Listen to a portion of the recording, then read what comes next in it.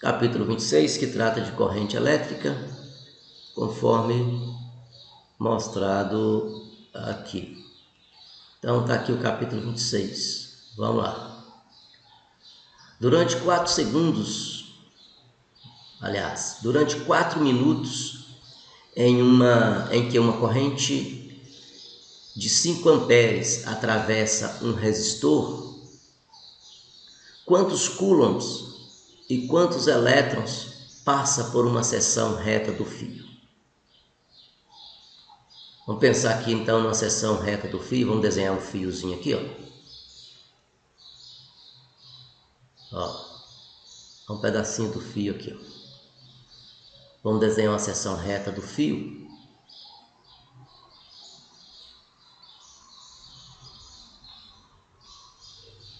Aqui, ó. Vou pensar numa seção reta do fio aqui, ó. Então a pergunta é: em 4 minutos, quantos coulombs passa por essa seção reta?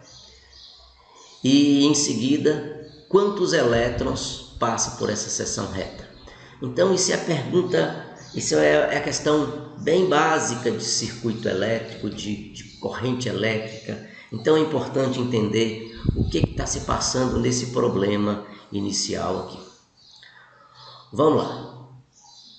Nós já sabemos que corrente é dada por ΔQ sobre ΔT. Eu aproveitei para escrever o ΔT que está aqui nessa equação aqui, ó. Eu aproveitei para escrevê-lo em segundos. O autor deu ele aqui em minutos, eu vou escrever em segundos. Então, para transformar em segundos, é 4 vezes 60. Isso vai ser expresso em segundo. Portanto, o ΔT é de 240 segundos. 4 minutos, 240 segundos. Então, a pergunta seria: quantos coulombs e quantos elétrons atravessam essa seção reta em 240 segundos?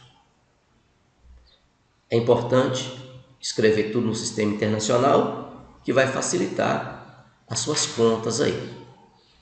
Então vamos lá. Pegando aqui a equação, que diz que a corrente é ΔQ sobre ΔT, está aqui. A corrente eu já sei que é 5 amperes, já está no sistema internacional.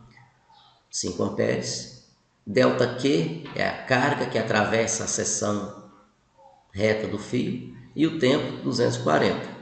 Isolando o ΔQ, eu tenho então o ΔQ calculado, que vai ser 5 vezes 240, portanto 1.200 coulombs. Ou seja, esta é a carga que atravessa o fio em 4 minutos, ou seja, 240 segundos. Então, por aqui passarão 1.200 coulombs em 4 segundos. E na sequência, o autor pede: quantos elétrons passa por essa seção reta do fio?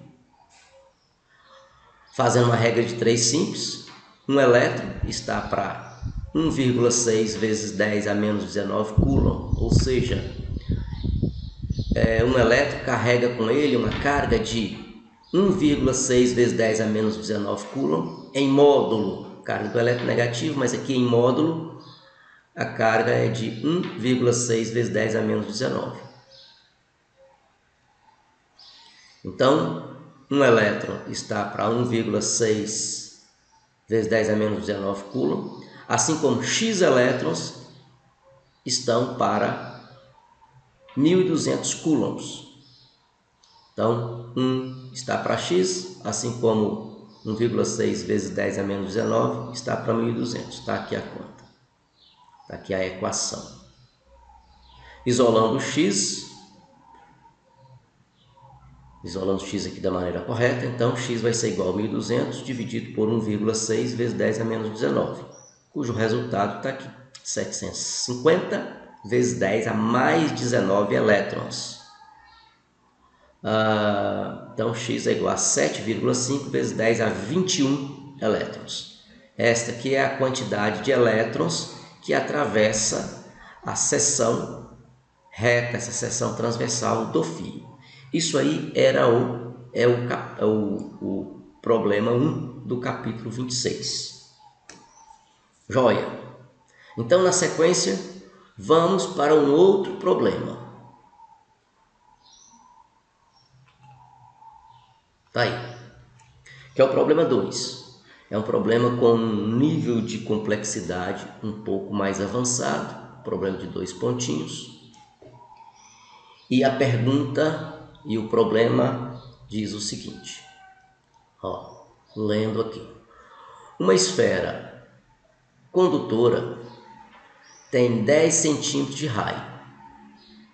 Um fio leva até a esfera uma corrente de 1,000002 amperes.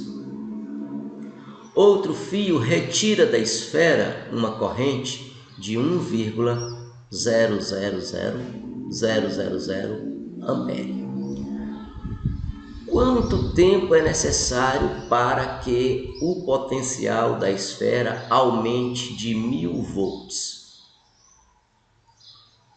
Então está aqui a figura. Vamos pensar na esfera. Essa esfera tem um raio de 10 centímetros.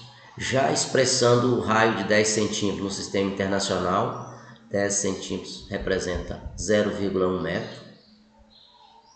Eu tenho um fio que leva uma corrente I1 chegando nessa esfera. A corrente que chega nessa esfera eu estou chamando de I1. A corrente que sai dessa esfera eu estou chamando de I2. I1 entra na esfera e I2 sai da esfera. Então, se você observar no problema, I1 é maior que o I2. O I1, de acordo com o problema, ele é maior do que o I2. A corrente que entra é maior que a que sai. Então, vai haver um acúmulo de carga aqui nessa esfera. Haverá um acúmulo de carga nessa esfera. Esse acúmulo de carga eu chamei de ele ocorre devido a uma corrente residual que eu chamei de corrente I. Então essa corrente I é o I1 menos o I2. Então I1 é 1,000002 amperes. I2 é 1,00000 ampere. Vou até colocar aqui, já que eu coloquei ampere no primeiro, vou colocar ampere no segundo. Coloquei ampere aqui. Então, resultado é I1 menos I2, 0,000002 amperes, que na verdade é 2 vezes 10 a menos 6 amperes. Isolando ΔQ, né? Uma vez que a gente sabe que o I é ΔQ sobre ΔT, né? Então ΔQ é I vezes ΔT, e a corrente residual, né, que contribuiu para que ficasse carga nessa esfera, é essa corrente aqui, 2 vezes 10 a menos 6 amperes. Potencial da esfera. Se voltarmos lá no capítulo que trata de potencial de uma esfera, o potencial de uma esfera é 1 sobre 4 πε0 carga sobre o raio. Então esse 1 sobre 4 πε0 é na verdade 9 vezes 10 a nona, ΔQ sobre 0,1, que é o raio da esfera. O ΔQ é I vezes ΔT. O potencial que eu quero alcançar é de 1000 volts. Então, usando essa equação que está aqui, aqui embaixo, eu tenho V que é igual a 1000, a constante, que é 9 vezes 10 a nona, o ΔQ, esse ΔQ, que é I vezes ΔT, sobre 0,1. Mas o I, ele é 2 vezes 10 a menos 6 amperes. Então aqui eu vou colocar 2 vezes 10 a menos 6 amperes, que foi o que foi feito aqui, ó. E o ΔT é o que eu vou procurar. Então, colocando o I aqui, só me resta o ΔT para que eu possa calcular. E aí, fazendo essas contas, isolando o ΔT, eu tenho 5,56 vezes 10 a menos 3 segundos. Ou seja, o tempo que gasta para essa esfera alcançar um potencial de 1000 volts partindo do zero, por exemplo, né? Ou seja, ganhar um acréscimo de ΔV igual a 1000 volts, é um tempo de 5,56 milissegundos. Esse é o tempo para que se alcance esse potencial de 1000 volts. E aí está o problema 2. Vamos aproveitar. Vamos para o problema 3. Também é um problema com grau de complexidade um pouquinho maior. É um problema de 2 pontinhos e, portanto, um problema de grau de complexidade um pouco maior. Joia. O que diz o problema, então? Uma correia que tem 50 centímetros de largura, 0,5 metros. Está se movendo a uma velocidade de 30 metros por segundo entre uma fonte de cargas e uma esfera. A corrente transporta as cargas para a esfera a uma taxa que corresponde a 100 microamperes. Determine a densidade superficial de cargas da correia. Então vamos lá. Isso é uma correia. Isso em azul aqui é uma correia. Aqui eu tenho uma esfera. E aqui nós temos uma fonte de carga. Isso que eu representei em verde, que é uma fonte de carga. Isso aqui é um princípio de funcionamento de um equipamento que se usa muito aí nas feiras de ciência, nos laboratórios de física, o chamado gerador de Van de Graaff. Na verdade é uma correia, é uma borracha, certo? Ela tem contato com uma esfera metálica e aqui coloca-se uma espécie de um garfo metálico que tem os dentes, os pontos arranhando essa correia. Se a correia passa através dele, ele fica parado, mas a correia passa através dele, esse garfo metálico, essa estrutura metálica aqui, transfere energia, transfere carga para essa correia.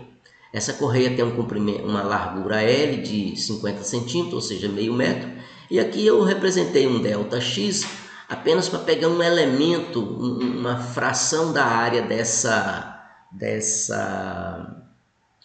correia.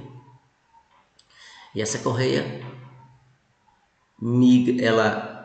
ela desloca nesse sentido, transportando carga para essa esfera, e esse transporte ocorre através de uma corrente que é de 100 microamperes, a corrente ou seja, carga por tempo.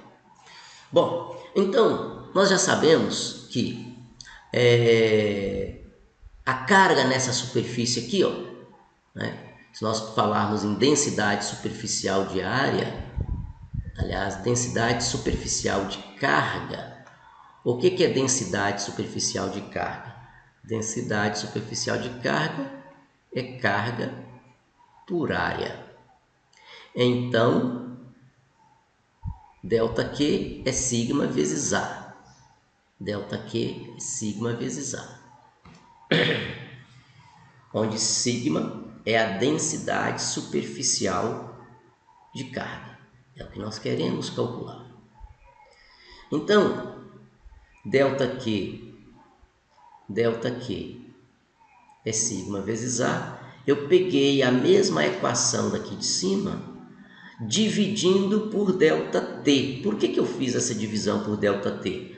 Porque se eu faço essa divisão por ΔT, nos dois membros, eu tenho do lado esquerdo, eu tenho corrente, que é carga por tempo.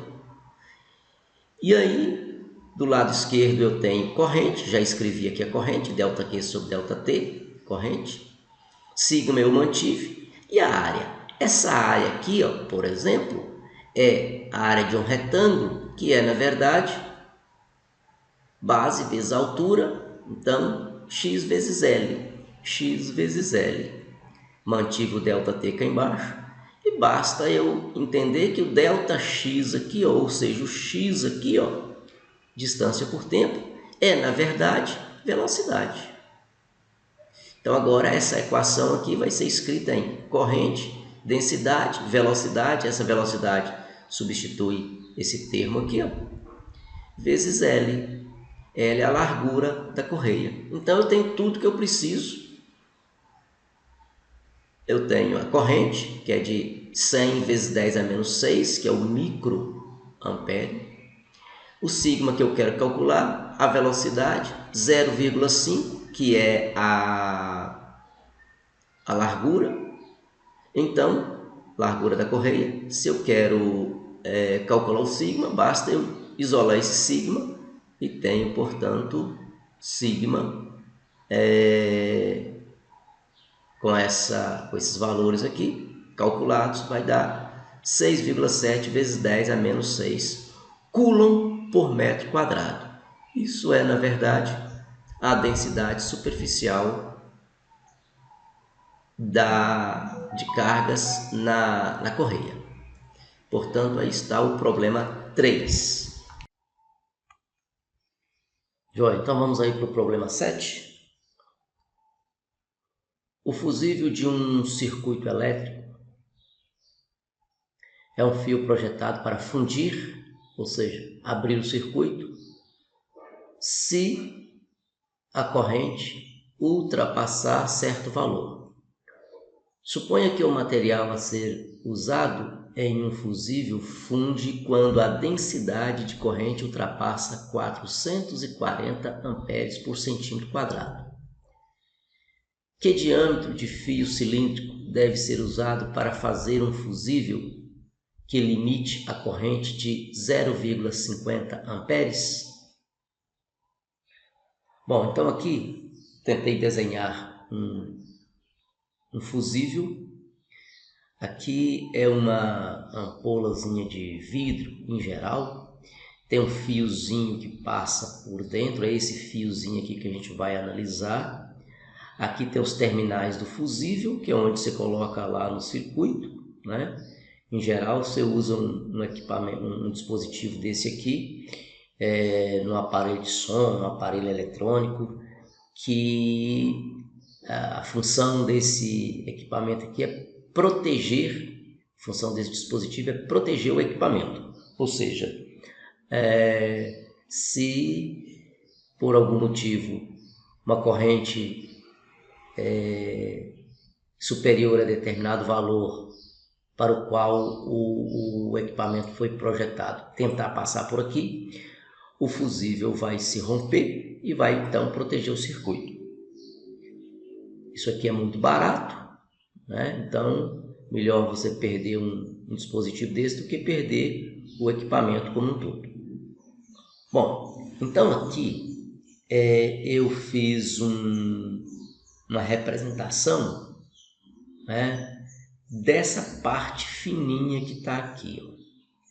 Então você vai observar que isso aqui seria uma ampliação desse fiozinho fininho que passa aqui por dentro.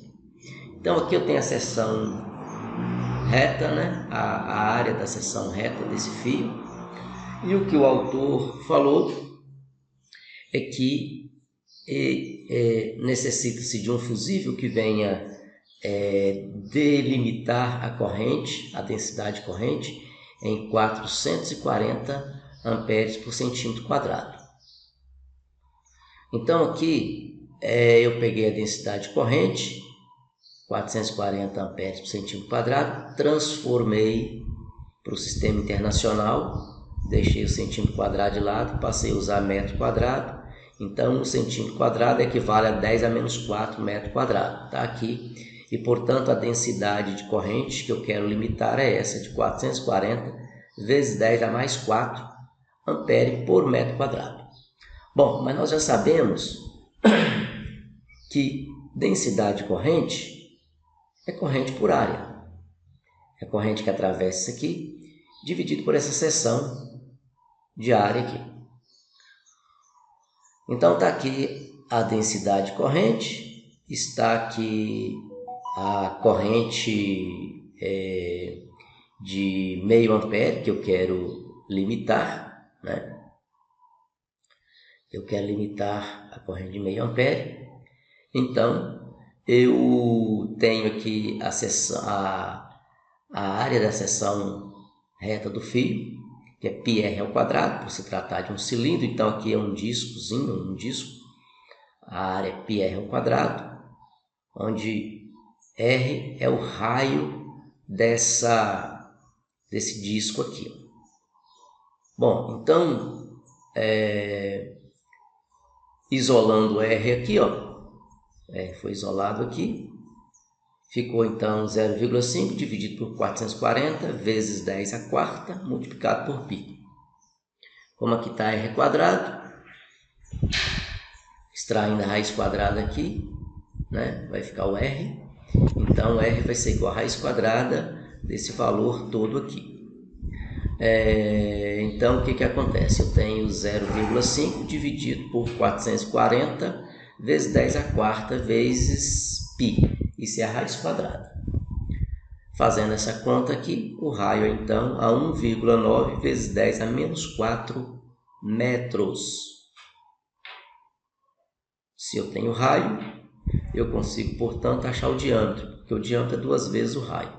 Então, se o raio é 1,9 vezes 10 a menos 4, o diâmetro é o dobro disso, que é 3,8 vezes 10 a menos 4 metros. Se você quiser, você pode transformar isso aqui em centímetro também. Só saber qual é a correspondência entre metro e centímetro. Mas aqui já deixei no sistema internacional. Então vamos lá no problema 16. Existe a possibilidade de usar cobre ou alumínio em uma linha de transmissão de alta tensão para transportar uma corrente de até 60 amperes. A resistência por unidade de comprimento deve ser de 0,150 ohms por quilômetro. As massas específicas do cobre e do alumínio são 8.960 e 2.600 kg por metro cúbico. Aqui, quero chamar a atenção de vocês, é por metro cúbico. O autor colocou a unidade errada. Por isso que eu coloquei aqui em cima, corrigir as unidades da massa específica. Então aqui, é metro cúbico, quilogramas por metro cúbico. Determine o módulo J da densidade corrente e a massa por unidade de comprimento, lambda, no caso do cabo de cobre. E fazer a mesma coisa para o cabo de alumínio, calcular o J, densidade corrente, e o lambda, que é massa por comprimento, no caso do cabo de alumínio. Vamos começar aqui então falando do cobre. O autor falou que pode transportar até uma corrente de 60 amperes. Então nós vamos trabalhar aqui com o caso limite, corrente de 60 amperes. Nós já sabemos que densidade de corrente é a corrente por área. E sabemos também que a massa específica, no caso do cobre, que a gente está fazendo tudo por causa do cobre, é de 8.960 kg por metro cúbico. Joia, então vamos lá. A resistência é igual à resistividade vezes o comprimento sobre a área e, portanto, se eu fizer resistência por comprimento, eu vou passar esse L para o lado esquerdo da equação, eu vou ter R sobre L, que é igual a ρ sobre A. Esse A é a área da seção transversal do fio. Joia, por que eu fiz isso aqui? Porque o autor me deu informação sobre resistência por comprimento, que é esse caso aqui, ó. Resistência por comprimento. Por isso que eu escrevi a equação de maneira que ela venha ficar com R sobre L. Então, R sobre L é de 0,150 ohms por quilômetro. Então, está aqui. Mas R sobre L para o cobre é 0,150 ohms por quilômetro. Nós vamos ter que escrever isso no sistema internacional. Então, no lugar que tiver quilômetro, nós vamos escrever metro. Então, estou reescrevendo essa equação aqui, nessa equação aqui de baixo, de maneira que no lugar que tinha quilômetro, eu estou escrevendo 1000 metros, 10 a terceira em metro, porque 1 quilômetro vale 1000 metros, ou seja, 10 a terceira. Então, reescrevendo melhor para ficar no sistema internacional, R sobre L, ou seja, resistência por comprimento, é igual a 1,5 vezes 10 a menos 4 ohm por metro. Joia. Nós já sabemos que resistência por comprimento é igual a resistividade sobre a área, dessa equação aqui. Então, o valor da resistência. Então, eu sei que essa quantidade aqui, ela é 1,5 vezes 10 a menos 4, que foi calculado aqui. Então, resistividade sobre área. A área, aí, isolando a área, eu tenho ρ sobre 1,5 vezes 10 a menos 4. Então, J, que é igual a I sobre A, vai ser J, que é igual a 60 sobre a área. Se você lembrar, a área é isso aqui, ρ sobre 1,5 vezes 10 a menos 4. De maneira que, fazendo essas contas aqui, quem está no denominador vem para aqui multiplicando. Então, nós vamos ter 1,5 vezes 10 a menos 4 vezes 60, dividido pela resistividade. No entanto, o material é cobre. E se você voltar na tabela, você vai ver que a resistividade do cobre é de 1,69 vezes 10 a menos 8 ohm vezes metro. Veja isso aqui na tabela do livro. Veja isso aqui na tabela do livro. Bom, então, não sei por que motivo, mas eu usei lá o aplicativo no tablet, defini as páginas todas como folha A4 e apareceu essa desgraça que vocês estão vendo aqui, que é uma página grande e outra pequena, mas vou voltar aqui então. Então, J,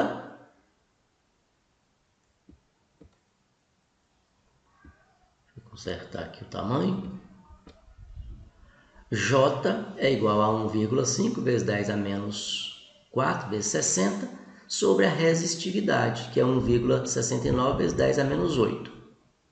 Conta realizada, tenho aqui então a densidade corrente através do cabo de cobre, que é de 53,25 vezes 10 a mais 4 ampere por metro quadrado.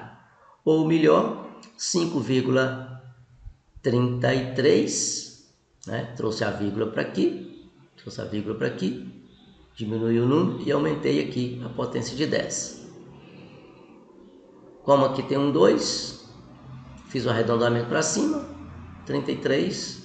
Então, a densidade corrente do cabo de cobre é 5,33 vezes 10 à quinta em amperes por metro quadrado. Esta é a densidade através do cabo de cobre.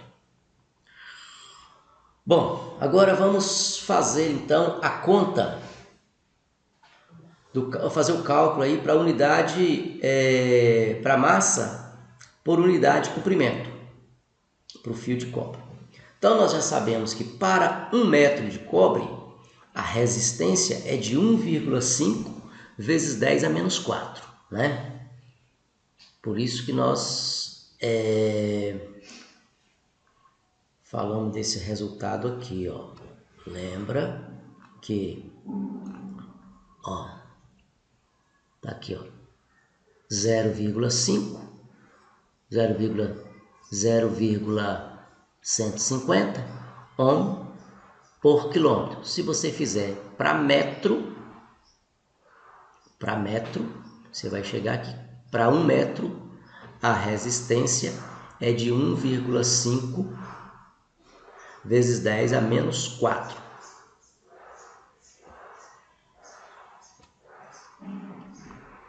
Pronto. Então vamos lá. Essa é a resistência para 1 metro. Então nós já sabemos que J é igual a I sobre A. Nós podemos encontrar essa área da seção transversal do fio. Então nós temos que o J já foi calculado. Ele é 5,33 vezes 10 à quinta, feito a conta aqui, ó, né? A corrente é de 60 amperes, aqui é a área.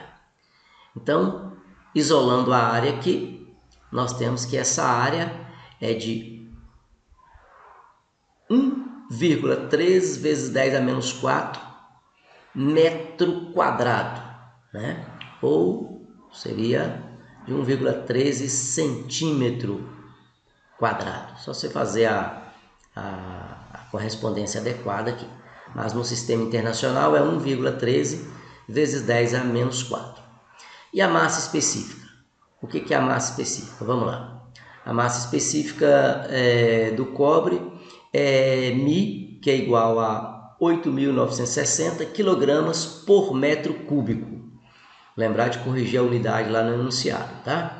Então, massa específica é a massa sobre volume.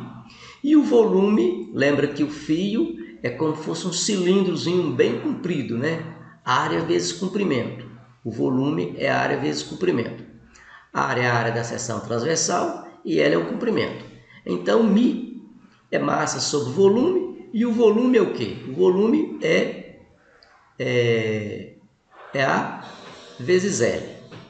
Então, vamos calcular aqui a massa específica, né? Que é a massa por comprimento. Lembrando que Mi é igual a massa sobre volume. Nós já sabemos qual que é o valor desse Mi, né? Então, se eu pegar essa equação aqui, lembrando que o valor de Mi é 8.960, se eu substituir aqui o valor da massa específica, e eu tenho aqui então M sobre L, eu vou pegar esse número aqui, ó, e vou jogar para o lado esquerdo. Olha lá, ó. Eu peguei e isolei o M sobre L. E o que é o M sobre L?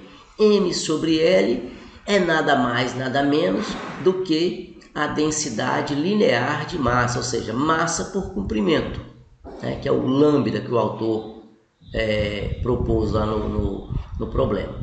Então, M sobre L é igual a 8.960 vezes 1,3 vezes 10 a menos 4. Conta feita, né?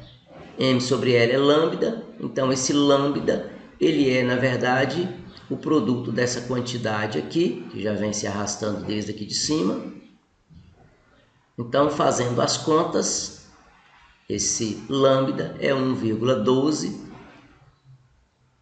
quilograma por metro. Esta é a densidade linear da massa do cobre.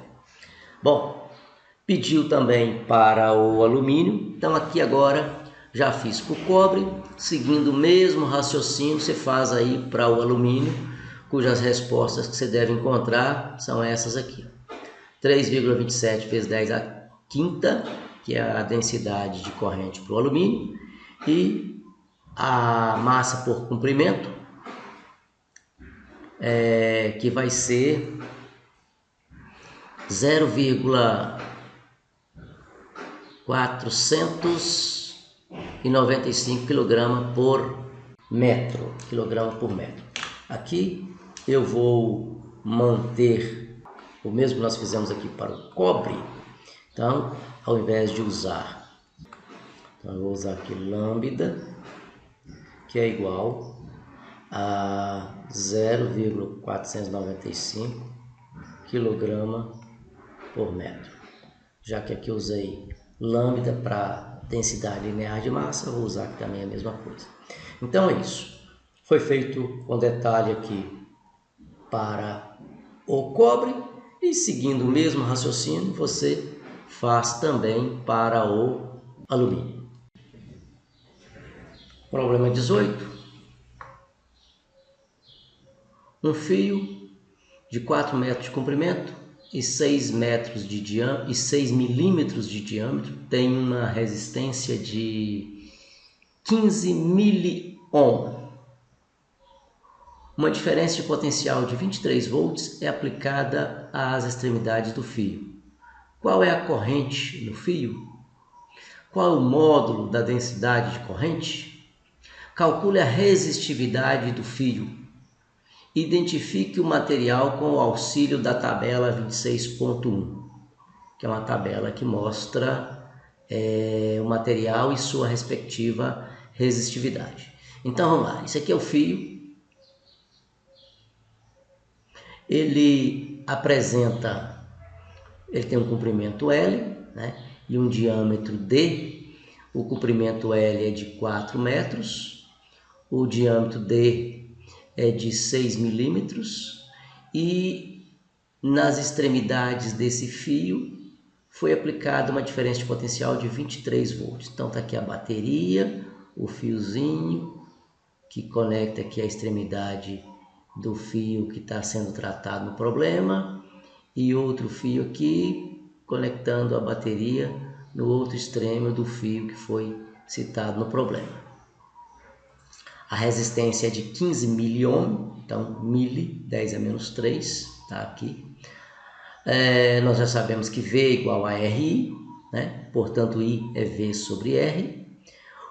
Note que V é 23 volts e R é 15 vezes 10 a menos 3. Então 23 dividido por 15 vezes 10 a menos 3 dá uma corrente de 1,53 vezes 10 a terceira em ampere, né? Esta é a corrente que atravessa o fio, tá? Em D foi pedido a densidade corrente. Nós já sabemos que a densidade corrente é corrente por área. Então, está aqui a corrente que nós já calculamos. Está aqui a área, que é πr ao quadrado, por se tratar de um fio cilíndrico, né? O raio é diâmetro dividido por 2, então se o diâmetro é 6, o raio vai ser 3 vezes 10 a menos 3. Estava escrito em milímetro, para transformar em metro, né? Então o raio é de 3 vezes 10 a menos 3 metros. Então, J é igual a corrente, que está escrita aqui, π vezes raio ao quadrado. O raio é 3 vezes 10 a menos 3 elevado ao quadrado. Então, finalizando essa conta, está aqui então a densidade corrente através do fio. Ótimo, então vamos lá agora calcular a resistividade. Nós já sabemos que a resistência pode ser escrita em função da resistividade do comprimento do fio e da área da seção transversal do fio. Então, R é igual a ρ, L sobre A. Isolando ρ, nós vamos ter RA sobre L. Nós já temos todas essas informações. Nós temos a resistência, que é essa aqui. Nós temos a área da seção transversal, que a gente já calculou. Uma vez que a gente tem o raio, a gente tem a área da seção transversal.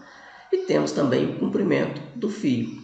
Então, basta substituir resistência, está aqui, comprimento do fio, e o raio da seção transversal. Então, substituindo aqui, eu tenho a resistência, que é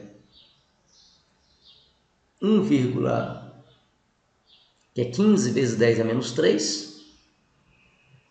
A área πr ao quadrado, π 3,14, raio 3 vezes 10 a menos 3, elevado ao quadrado.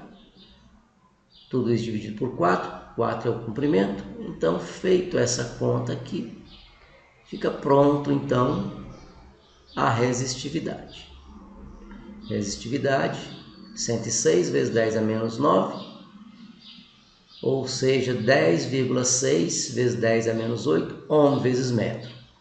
E aí, quando você vai à tabela, aqui está a tabela, ó, tá pequenininha aqui, vou ampliar próximo ao que nós queremos, ó, 10, repare que a resistividade, 10,6 vezes 10 a menos 8. Olha aqui, ó, quem é que tem resistividade de 10,6 vezes 10 a menos 8? É exatamente a platina. Aqui, ó. Então, o nosso material em questão, pelo fato de termos encontrado resistividade como 10,6 vezes 10 a menos 8, a gente vai na tabela e a gente percebe que quem tem esse valor é exatamente a platina. Então, está aí o material. O que diz o problema? Problema 25. Um fio com uma resistência de 6 ohms é trefilado de tal forma que o comprimento se torna 3 vezes maior que o inicial. Determina a resistência do fio após a operação, supondo que a resistividade e a massa específica do material permaneçam as mesmas. Então está aqui uma ilustração, o fio antes de ser trefilado. Quando ele foi trefilado, ele foi esticado, então você ganhou no comprimento, mas perdeu na área da seção transversal.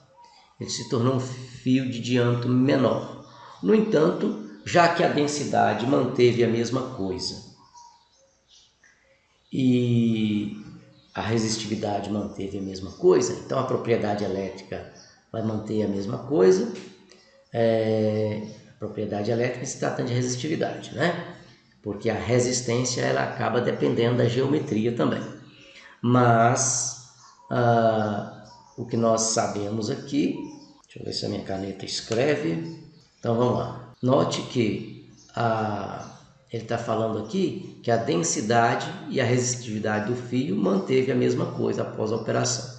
Então a densidade, massa específica é massa sobre volume. Como o autor falou que a densidade, massa específica, manteve constante, a massa também manteve constante, porque o fio não perdeu massa. Então, isso implica dizer que o volume também manteve o mesmo. Estou falando isso aqui porque nós vamos precisar trabalhar com essa conservação do volume aqui mais adiante. Pronto, então vamos lá. O que acontece?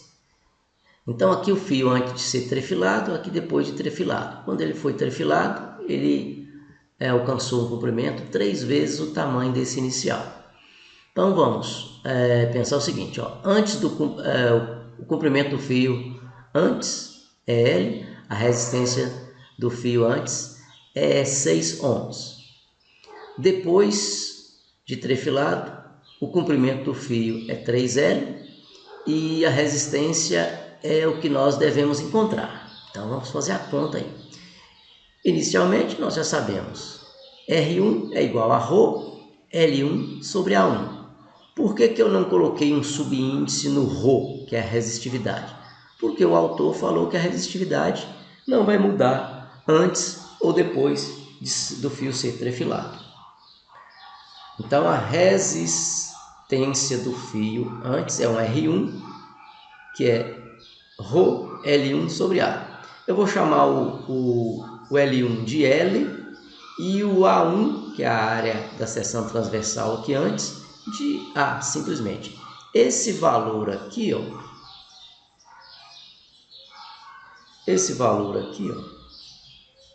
depois a gente vai ver que isso aqui é igual a 6 ohms, que é a resistência dele antes, está aqui, ó. Bom, então, e depois do fio ser trefilado? Ele passou a ter um comprimento 2 e uma área 2, e a resistividade manteve a mesma coisa. Então, nós já sabemos que o R2 é igual a ρ, o L2 é 3 vezes o tamanho de L, coloquei aqui, e o A2. Olha, é importante a gente notar que o volume manteve a mesma coisa, conforme foi dito no iniciozinho da resolução desse problema.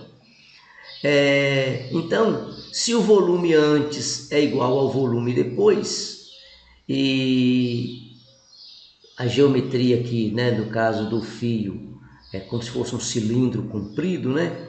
Então, é a área vezes o comprimento. Esse é o volume do fio antes de ser trefilado. Depois de trefilado, é a área 2 vezes o comprimento 2. Então, área 1 eu chamei de A, L1 eu chamei de L, L2 3 L's, e aí eu consigo calcular a área 2 em função da área 1, né? Cancela L com L, então a área 2 vai ser a área inicial dividido por 3, vai ser 1/3 da primeira área. Bom, aí vamos lá agora no caso do R2. Então está aqui o R2. O R2, então, ele é, na verdade, ρ 3L sobre A2. Só que o A2, ele é quem? Ele é o A dividido por 3. Então, o R2, ρ 3L, A sobre 3. Jogando esse 3 lá para cima, ele está aqui no denominador, ele passa para lá multiplicando, então vai ficar 3 vezes 3, vai dar 9, ρ L sobre A. Essa quantidade aqui é aquela quantidade que no problema anterior eu havia circulado, dizendo que é igual a 6 ohms, ρ L sobre A. Então, voltando aqui, ρ L sobre A, isso é, na verdade, 6 ohms. Esse R1 ele é igual a 6 ohms. E aqui está o 9. Então, 9 vezes 6 ohms, que vai dar, na verdade, 54 ohms. Isso aqui, na verdade, é a resistência do fio depois dele ser trefilado, dele ser esticado.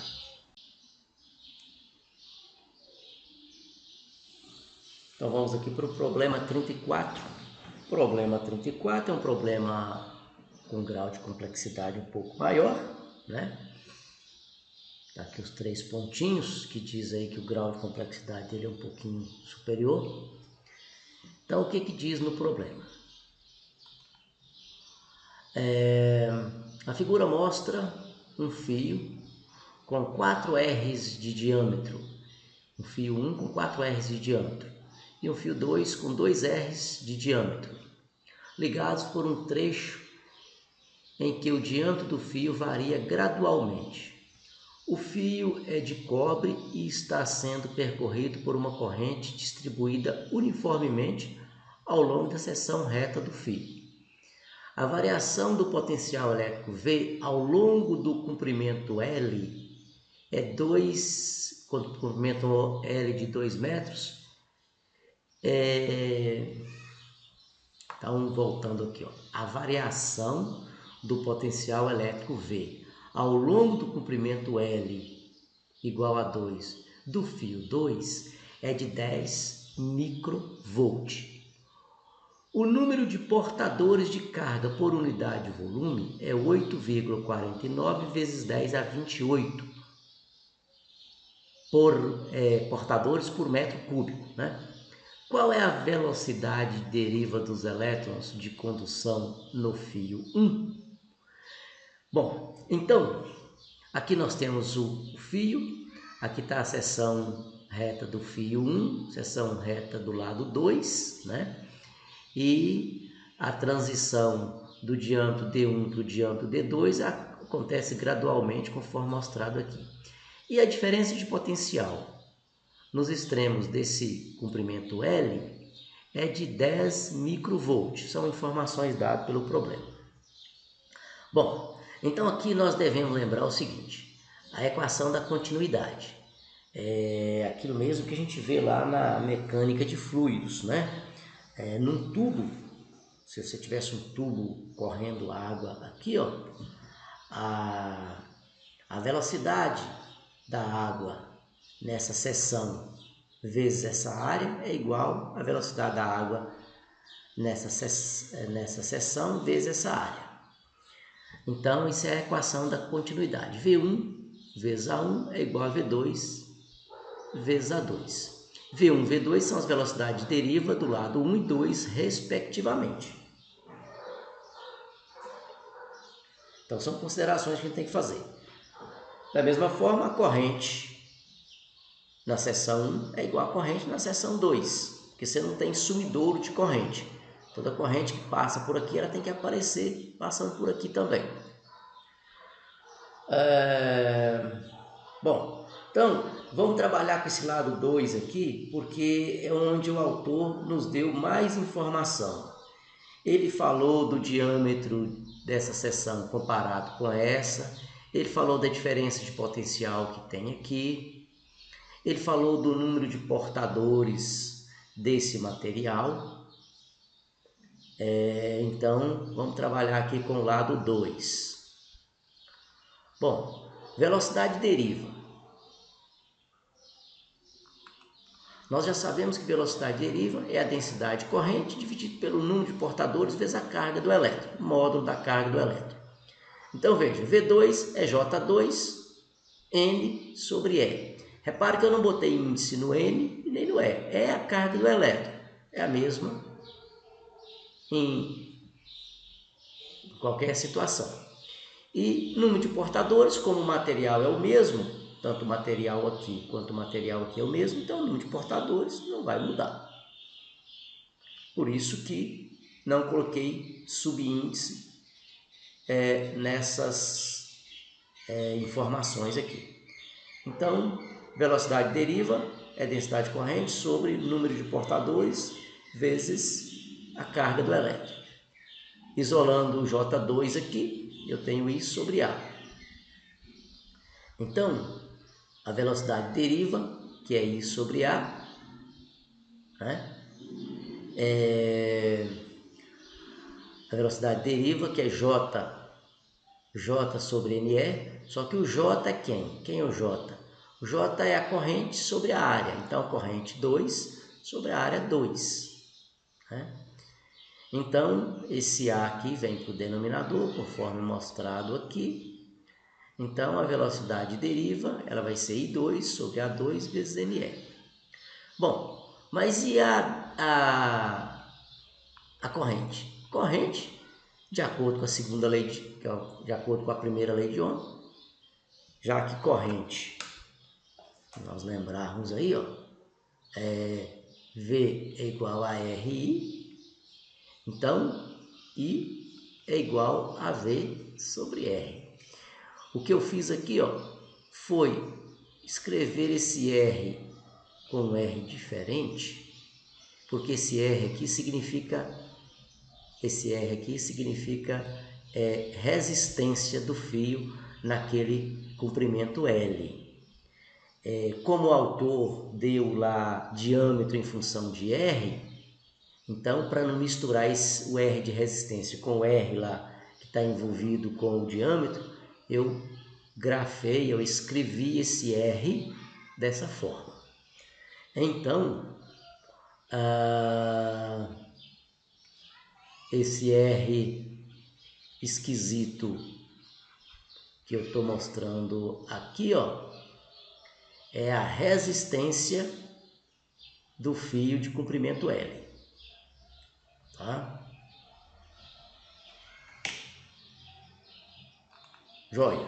Então, V2, que é a velocidade deriva, é a diferença de potencial ao longo do comprimento L dividido pela resistência daquele comprimento L, dividido pela área 2, vezes o número de portadores. Aqui eu escrevi o que significa cada coisa.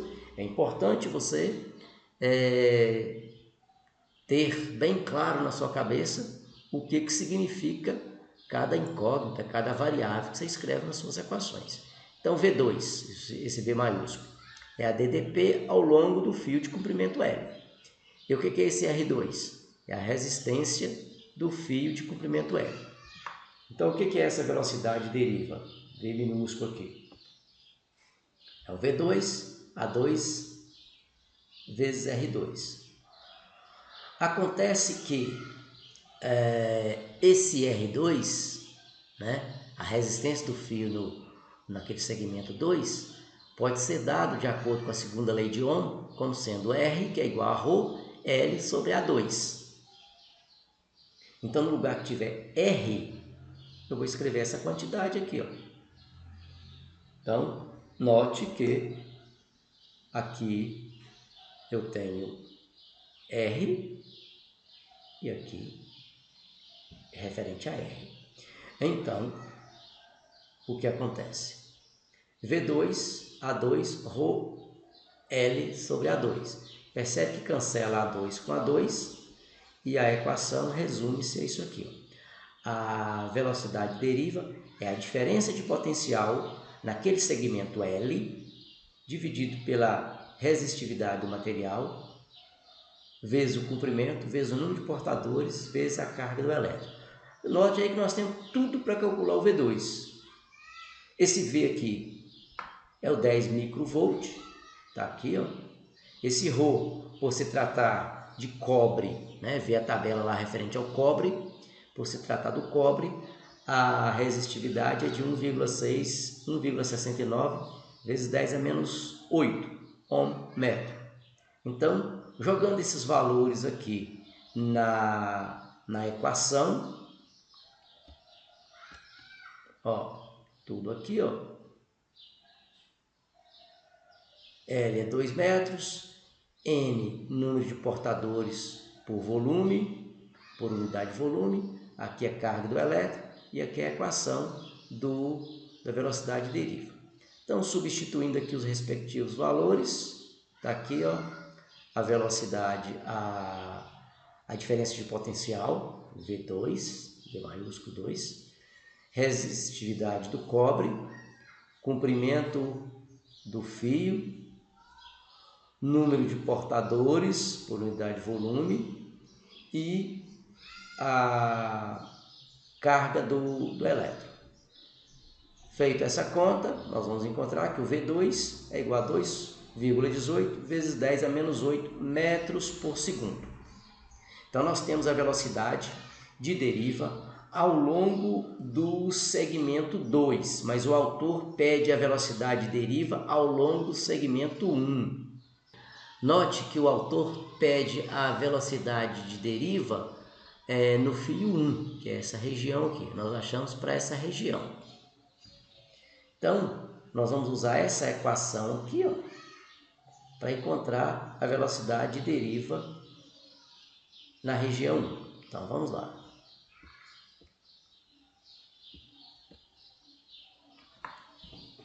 Olha só. Então, V1 A1 é igual a V2 A2. Isso aqui é a equação da continuidade, que foi estabelecida lá no início do problema. Nós já sabemos que a área 1 é π, o diâmetro é 4r, só que πr é o quadrado, então é o diâmetro dividido por 2. Então, o diâmetro dividido por 2 elevado ao quadrado é o raio. E aqui é a mesma coisa, velocidade deriva 2, πr ao quadrado. O diâmetro da região 2 é 2r, dividido por 2, então você vai ter o raio daquela região. E aí, elevado ao quadrado, nós vamos ver que r, aqui vai surgir r ao quadrado, que cancela com esse r ao quadrado. Aqui cancela 2 com 2, então vai ficar 1 ao quadrado. Não vai alterar o resultado. E aqui 4 dividido por 2 vai dar 2 elevado ao quadrado, então vai dar um 4 aqui. Π cancela com π, então essa equação toda resume isso aqui, ó.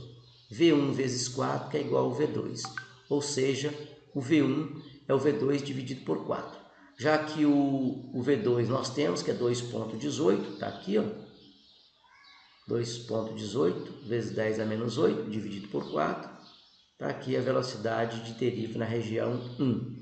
54,5 vezes 10 a menos 8 metros por segundo. Ou 5,45 vezes 10 a menos 9 metros por segundo. Essa aqui é a velocidade de deriva ao longo da região 1. Bom, então vamos lá para o problema 35. O que está dizendo o problema 35? Veja bem, a figura 26.30, na figura 26.30, uma corrente elétrica atravessa um tronco de cone circular reto de resistividade 731 ohm vezes metro. O raio menor desse tronco de cone é Azinho, igual a 2 milímetros. O raio maior é B, que é igual a 2,30 milímetros. E o comprimento L é 1,94 centímetros. A densidade corrente é uniforme em todas as direções retas, perpendiculares ao eixo da peça. Qual é a resistência da peça? Então vamos lá. Aqui está o cilindro, aqui está o tronco de cone. Nesse tronco de cone nós temos Azinho como raio menor e Bzinho como raio maior. O raio das bases aí. Então, para o cilindro nós sabemos que R é igual a ρ vezes L sobre A, onde ρ é a resistividade, L é o comprimento do cilindro e A é a área da seção transversal do cilindro. Eu peguei esse cilindro, esse tronco de cone, transferi para aqui. Então, como nós estamos trabalhando com um tronco de cone, então agora eu vou ter que somar a resistência em cada partezinha. Eu vou fazer esse eixo aqui como um eixo X, e para cada dx eu vou ter que computar a resistência de vários troncos de cone, né? Como se eu pegasse vários cilindrozinhos aí, aumentando o raio desse cilindro para compor um tronco de cone. Na verdade, esses cilindrozinhos que eu estou falando, eles teriam uma altura x, que na verdade seria um elemento de x, ou seja, um dx. Então está aqui, ó.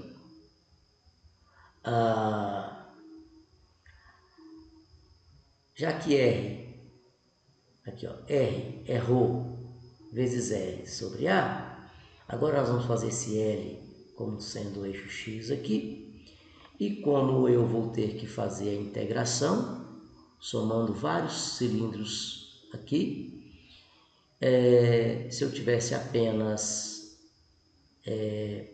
um cilindro de altura R, se eu tivesse apenas um cilindro de altura X, eu teria, então, um R, que é igual a ρ vezes x.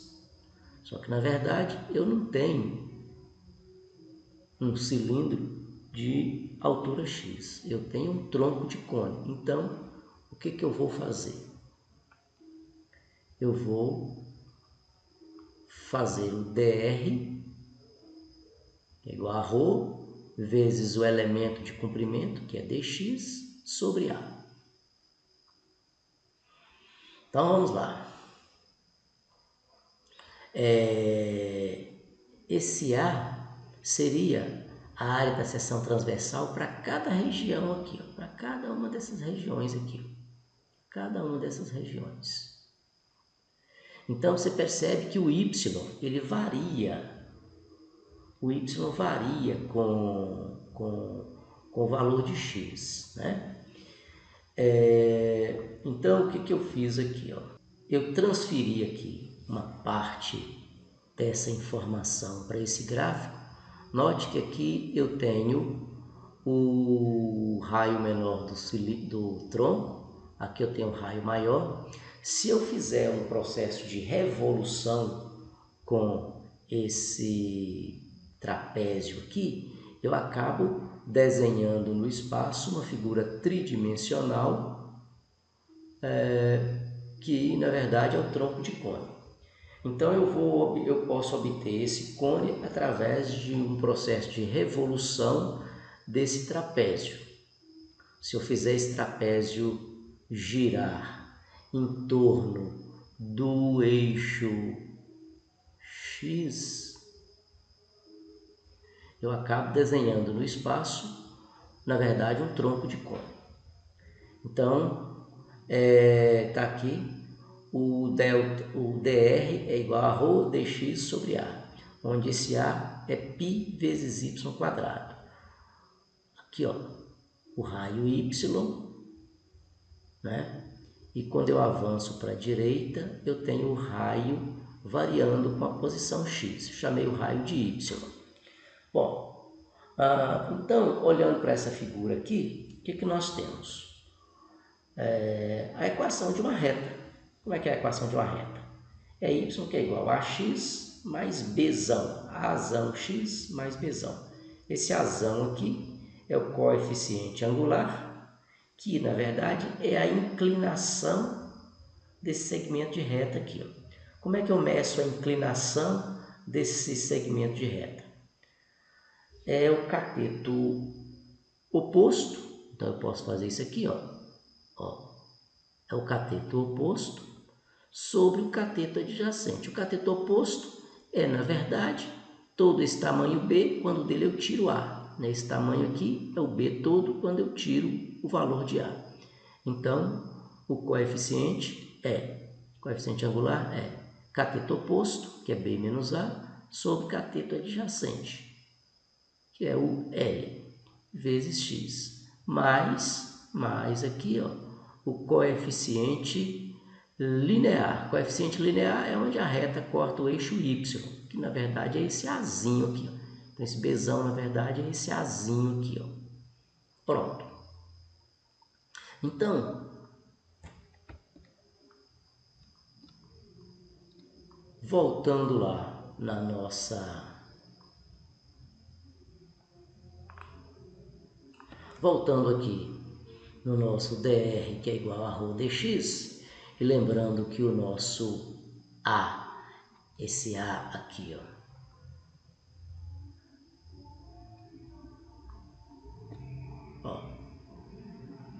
então, esse A é π quadrado, então eu posso fazer o seguinte.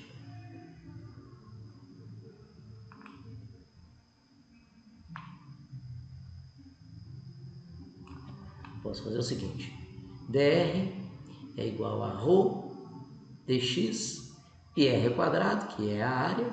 Então, se eu integrar isso aqui dos dois lados, vou integrar o r de 0 a r, dr de 0 a r, e vou integrar o lado direito de 0 a L. Meu dx aqui, meu elemento de integração, ele varia de 0 a L. Vamos olhar a figura aqui, ó. Olha a figura aqui, ó. Olha a figura. O meu x vai de 0 a L. E da mesma forma, o meu y vai de A a B.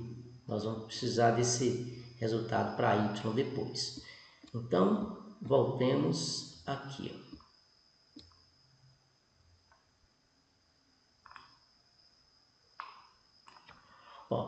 Então, eu tenho aqui dr que é igual a rho dx, a área πr ao quadrado, integrando os dois lados, fazendo a integral de dr de 0 a r, e a integral do lado direito de 0 a L, porque o x, né, o elemento de integração dx, vai de 0 a L. Então tá aí, eu tenho R, que é igual eu posso tirar da integral o ρ e o π, que são constantes. Então eu tenho esses valores aqui, ó, dx sobre y ao quadrado. Eu tenho que lembrar que y depende de x. E como que o y depende de x? De acordo com essa equação da reta que nós montamos aqui. Ó. Então, já que y é igual a b menos a vezes sobre L vezes x, mais o azinho, então, derivando aqui em relação a x, eu tenho dy,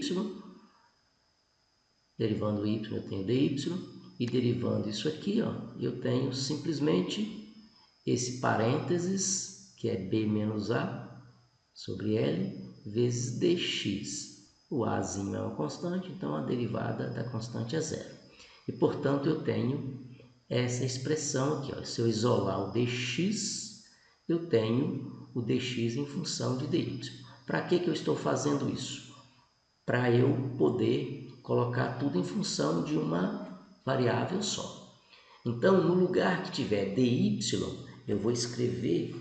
Aliás, no lugar que tiver dx, eu vou escrever esse valor aqui, ó, L sobre B menos A, que multiplica dy, né? Já que o y depende de x conforme essa equação, derivando os dois lados, eu tenho essa expressão aqui e isolando o dx, passa tudo para cá. Então, L vai passar para o numerador, B menos A para o denominador, conforme mostrado aqui. E aí, eu tenho R, integral aqui, ó, R.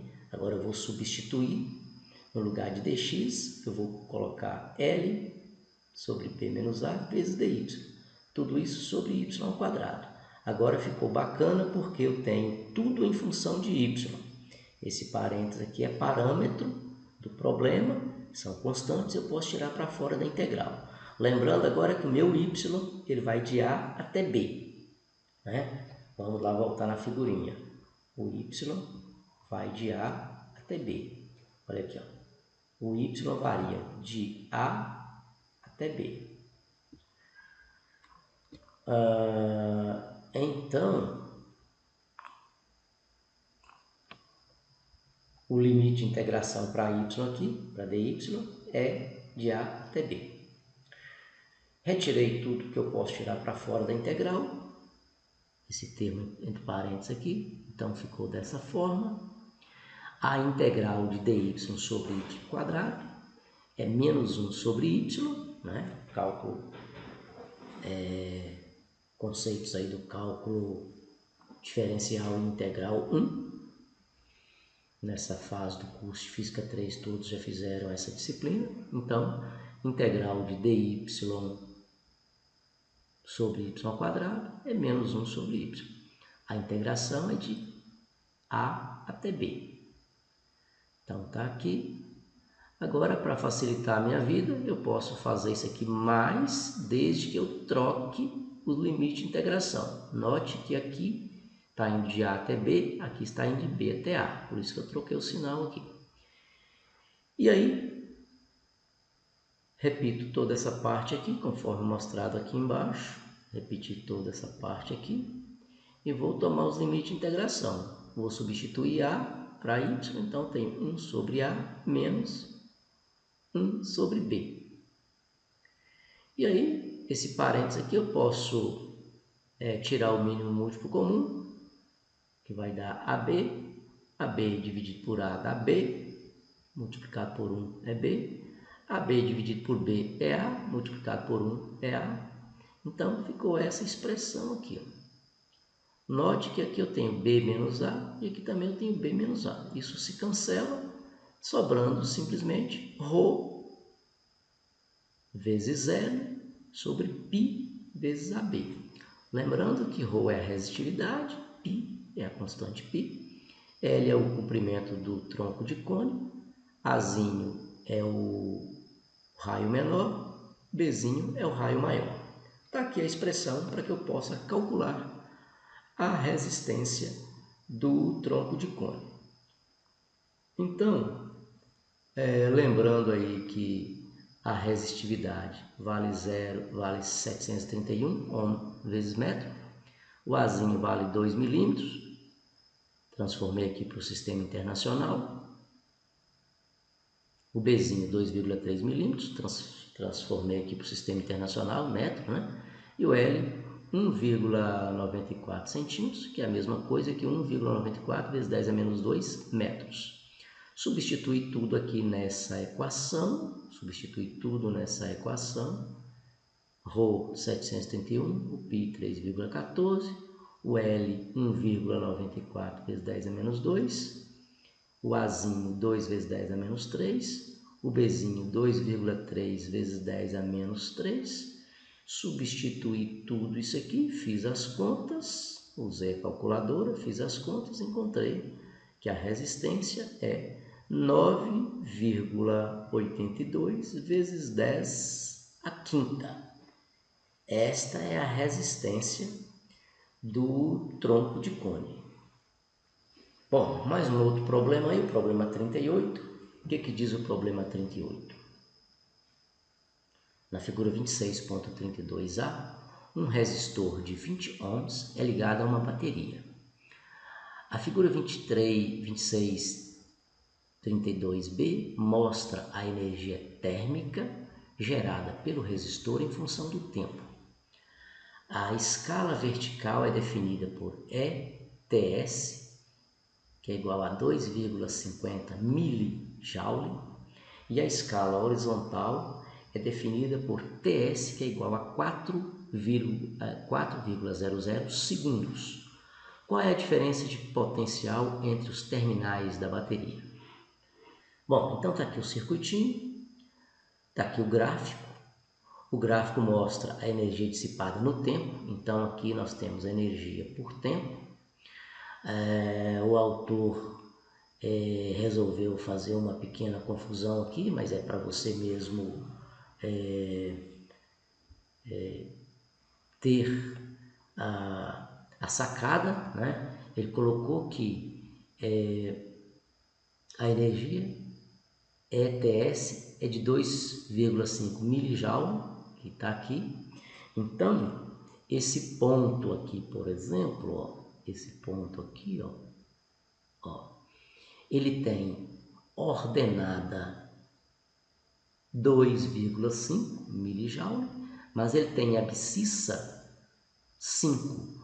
Note que o TS está aqui, ó.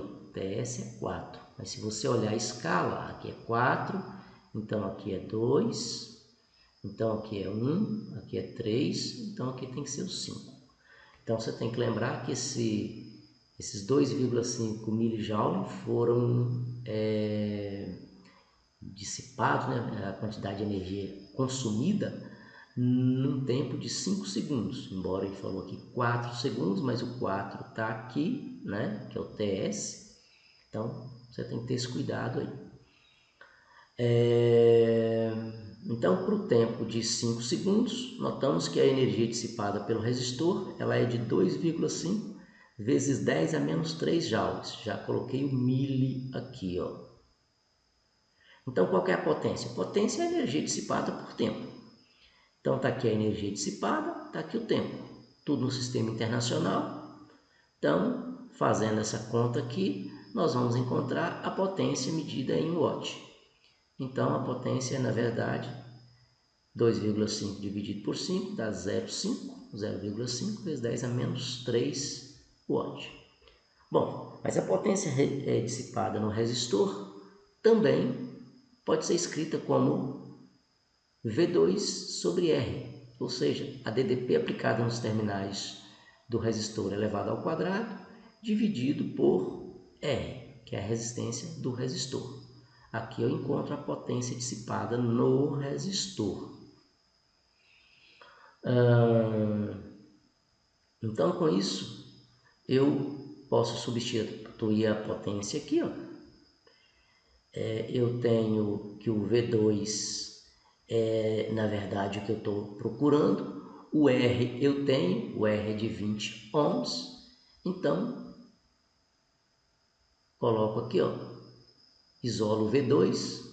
Se eu isolar o V ao quadrado, eu tenho R vezes 0,5 vezes 10 a menos 3. Só que o R vale 20 ohms. Fazendo essas contas aqui, então aqui, debaixo da raiz, note que V ao quadrado é igual a 20 vezes 0,5 vezes 10 a menos 3. Esse quadrado passa aqui para o lado direito como raiz quadrada. Então, V é igual a raiz quadrada dessa quantidade aqui. Extraindo essa raiz, nós vamos encontrar 0,1 volt ou 0,10 volts. Né? Essa, então, é a diferença de potencial entre os terminais da bateria que alimenta o resistor. Temos aí mais um problema, que é o problema 43. O que diz o problema 43? Quando um resistor de valor desconhecido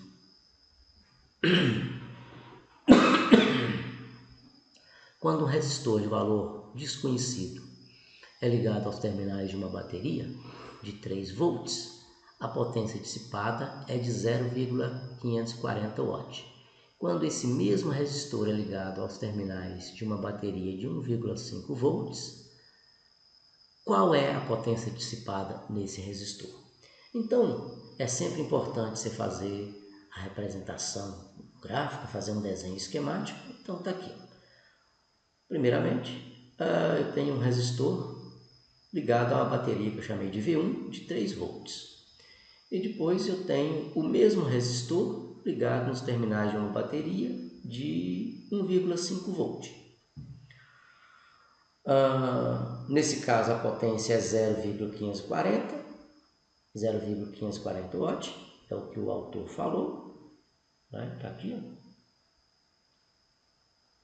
Então, sabendo que a potência dissipada no resistor pode ser escrita como a diferença de potencial elevado ao quadrado, dividido pela resistência.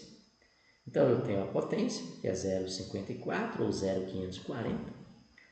A diferença de potencial aqui é de 3 volts, então está aqui 3 volts.